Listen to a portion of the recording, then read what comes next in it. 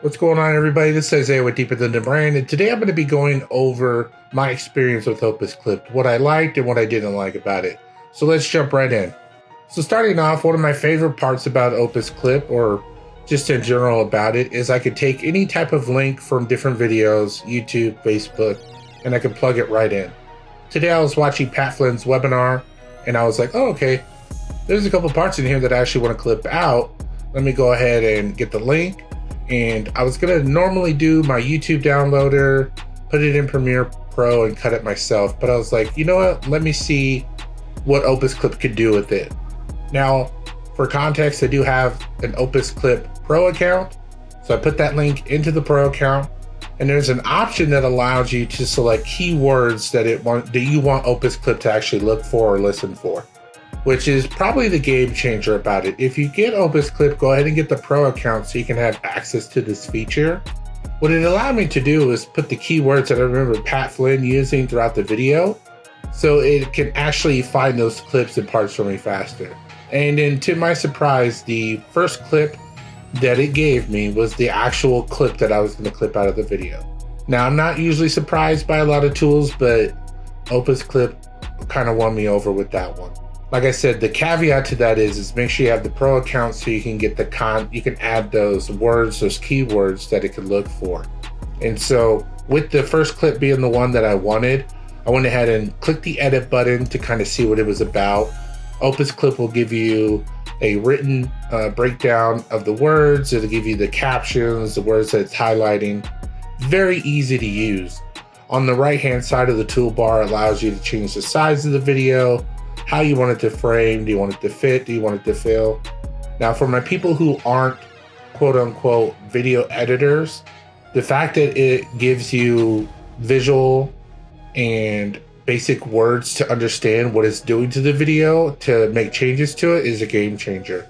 When people are learning Adobe Premiere Pro, things aren't labeled like that. It's not labeled like can you fit, fill, split, or nothing like that. Everything is fully customized. So you have to understand cropping, scaling, trimming, and different things like that. With Opus Clip, it uses basic English, which I'm a fan of. And so when you're going through, you're able to make these changes relatively fast. The one thing I didn't like about it, and I probably should have asked Nikki, my partner, about it first, is I didn't see an option to add music. One of the things I like about Adobe Premiere is it has an extension for different music apps. I use Epidemic Sound myself, and I didn't see that on Opus. So that would be one recommendation if they're going to switch something up. I also tried the generative B-roll option. I didn't really like what it popped up AI-wise. I didn't try the stock footage one this time. But also with this clip, I didn't want a lot of B-roll anyway. I really just wanted those 20 to 30 second sound bites. And so as you can see here, I downloaded the one clip that I liked, and I used Epidemic Sound to find a song that I relatively liked. I trimmed down the song, used the background music effect so it doesn't overpower Pat talking, and trimmed that part out. Still one of my favorite clips.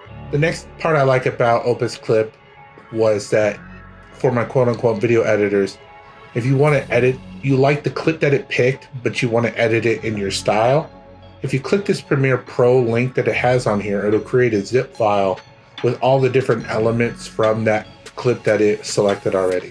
So I did that for that first clip to kind of see what it would give me. And to my surprise, it did. It gave me the 4 different parts that it pulled out. It gave me the caption file, which will allow me to edit the captions in the style that I want.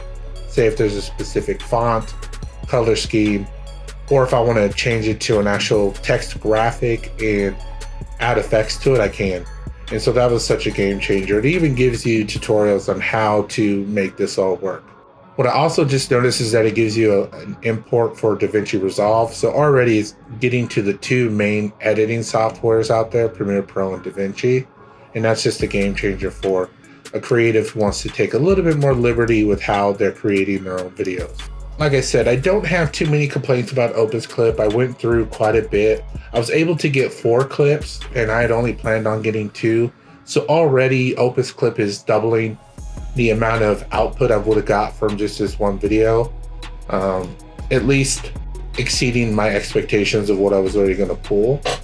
And for my content creators who are trying to speed up their workflow, I highly recommend getting Opus Clip. I'll put a link in the description below.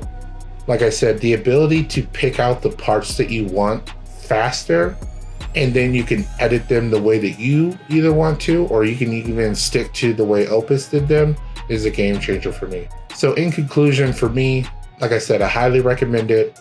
I'm going to figure out how I can adjust to adding Opus Clip to my workflow now. I'm already pretty fast to kind of toot my own horn when it comes to video editing. But with something like this where I want to pick out different YouTube videos that I might like and trim them up real fast and send them out and kind of produce my own faceless channel, this is definitely a game changer. So I highly recommend it. Click the link in the description. If you want to learn more about video editing, more about branding, go ahead and join us at Deeper Than the Brand. Like I said, all the links are going to be below. I appreciate you guys. Now let me know if there's anything you want me to cover. The next thing that I'm going to cover on this channel will probably be my trip to the White House. I had to kind of wait to figure out what I can and can't talk about. Nothing top secret, but definitely an experience. So I appreciate you guys, and I'll talk to you soon.